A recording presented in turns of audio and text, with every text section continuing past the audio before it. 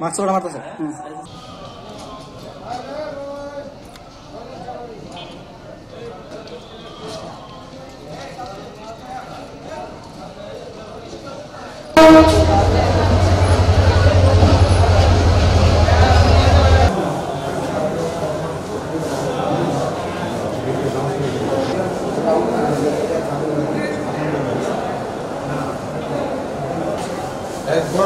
Gura.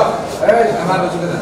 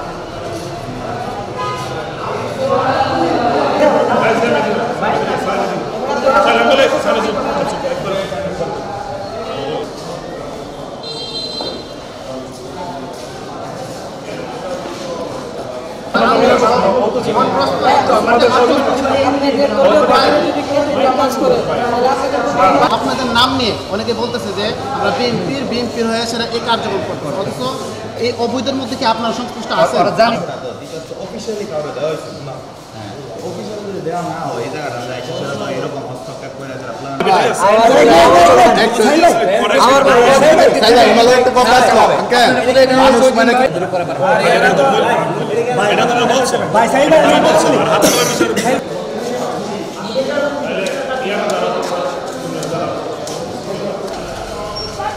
আর 10 minute আছে নামাজ দাও হাইতাল মারতে দিয়েছি।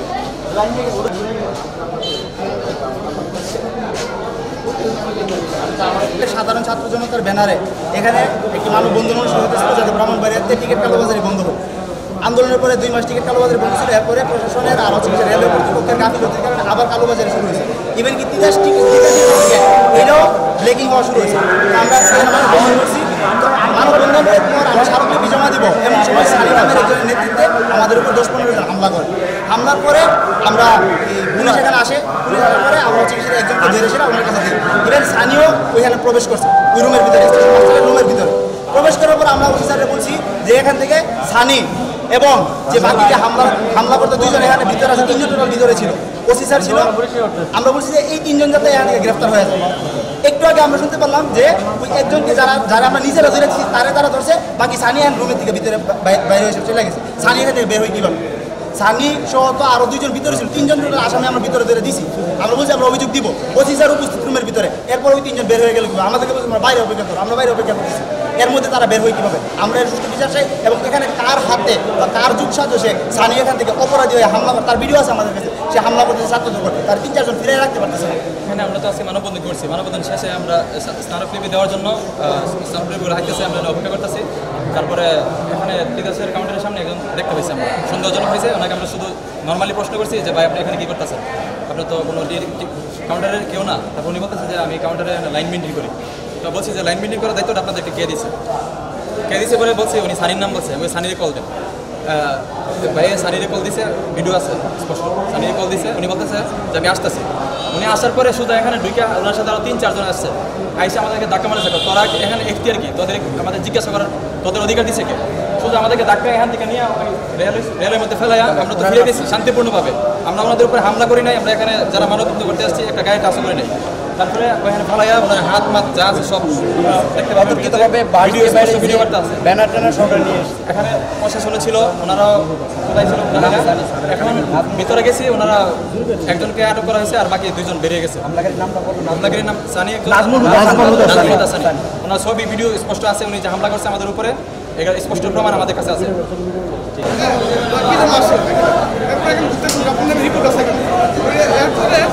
তখন উনি বলছে যে আমি একটা আন্দোলন জব করে উনি আসতেছি।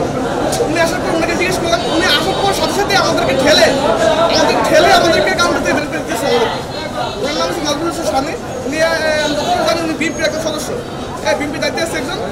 আর তারপরে বাইরে আরও ওনার লোক আছে, ওনার লোককে নিয়ে আমাদের অত্যাচার করা হয়েছে এখানে।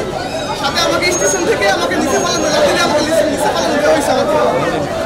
আমার সবচেয়ে বড় রাগ হয়েছে উনি এখানে বলেছিল এখানে ব্রাউন বাজারে কোনো বৈষম্য নাই। কেন বলেছে উনি এই কথাটা? বলে সমাজ না কেন বলেছে বাংলাদেশে বৈষম্য নাই?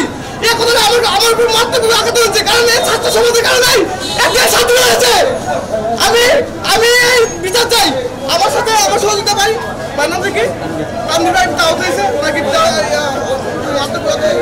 বাড়িতে হয়েছে, কিন্তু আমাকে ডাইরেক্ট খানা দিচ্ছে, আমাকে মেরে ফেলে শুরু নিয়ে হয়েছে, আমাকে ডাইরেক্ট মেরে ফেলা হবে। কিন্তু 2022 সালে আমি রবিউল ইসলাম রুবেলে আওয়ামী লীগ সন্ত্রাস লীগের ছাত্রলীগের সভাপতি রবিউল ইসলাম রুবেলের অত্যাচারে আমি ঠিকানা হয়েছি বাগমারা সদরে। 2025-এ ছাত্রদের যে গণঅভ্যুত্থানের পরেও আমি এখানে কেন স্বাধীনতার অভ্যুত্থানের পরে কেন আমরা ছাত্র সমাজ এভাবে হুমকির শিকার হবো, এভাবে মারতে হবে, ইয়া হবো, এটা আমি বিচার চাই সবার ছাত্র কাছে। হ্যাঁ, অর্থাৎ ওই ছেলেটার বিরুদ্ধে আমাদের কাছে যখন অভিযোগ আসছে যে ওই ছেলেটা এখানে ঘোরাঘুরি করে এবং এই দেশের সংশ্লিষ্ট কিনা এটা আপনারা দেখেন। আমরা ওনাকে প্রশ্ন করছি, ভাই আপনি কে, এখানে কেন আপনি লাইন সুবিধা করতেছেন, বাইরের ভিতরে আসা যাওয়া করেন, আপনি তখন সে বলতেছে তারা নাকি সানি ভাই দায়িত্ব দিচ্ছে, সেই দায়িত্ব। তো সানি ভাইকে সানি ভাই এটার ভিতরের দায়িত্বে আছে। তাহলে বলে ঠিক আছে, ওনার কাছে ফোন দিচ্ছে। উনি আমাদেরকে বলেন যে তোমরা কেটা করে, আমরা বললাম আমরা ছাত্র সমাজ, আমরা আসছি যাতে সিন্ডিকেট সাধারণ মানুষ যাতে সুষ্ঠু সুন্দরভাবে টিকিট পায়, আপনাদের কারো সিন্ডিকেট যাতে না থাকে। তো ঠিক আছে আপনারা দাঁড়ান, আমি আসতেছি। উনি আসছে, আসার পরেই শুরু আয়াসেরা ওনার অনেকবার বলছি, ওনাকে আমরা হাত জোর করে বলছি ভাই আপনি কথা বলেন, আপনি হোস্টিং করেন। আয়াসের মানে দুমদার একটা শুরু করে এক ধরনের মাইফিক শুরু করে দিচ্ছে। এমনকি একটা ছেলেরে আমাদের এক সাথীরে ওইখানে নিয়ে আসে যায়, একটা দিয়ে খুব দিয়ে একবার হত করা একবার প্ল্যান করে লেগেছে। তো এই সমস্ত বিষয়